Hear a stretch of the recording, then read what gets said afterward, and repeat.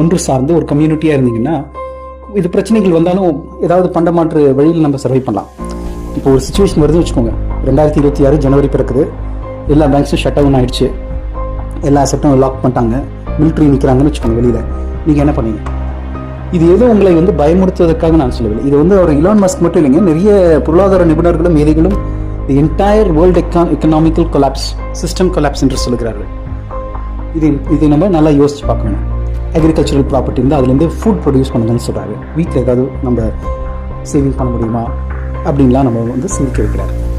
இதை நீங்கள் சிந்தித்து பார்க்க வேண்டும் என்று தாழ்மையிலும் வேண்டிக்கிறேன்.